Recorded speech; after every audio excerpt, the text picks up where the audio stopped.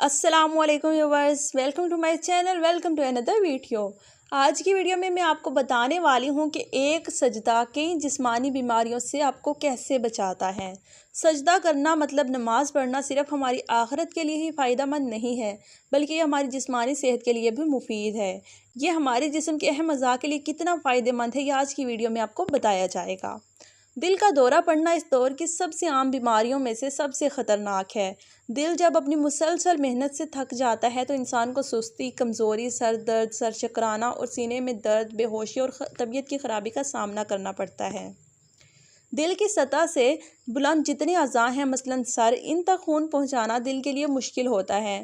ان تک خون کو دھکیلنے کے لیے اسے زیادہ زور لگانا پڑتا ہے۔ تاہم جب انسان رکوع اور سجدے کی حالت میں ہوتا ہے تو دل کے لیے دماغ، آنکھ، ناک، کان اور زبان وغیرہ تک خون پہنچانا آسان ہو جاتا ہے، کیونکہ ان اعضاء کا تعلق سر سے ہے اور سر سجدے میں دل کی نچلی سطح پر ہوتا ہے۔ اسی حالت میں دل کی سخت مشقت میں کمی اور اس کے کام میں سہولت ہو جاتی ہے۔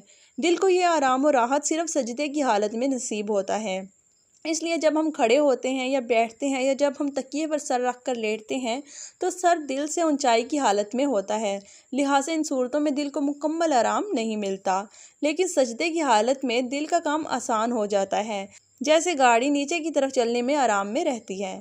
خون کے بہاؤ میں اضافے کا دماغ، مزاج اور دیگر افعال پر فائدہ مند اثر پڑتا ہے۔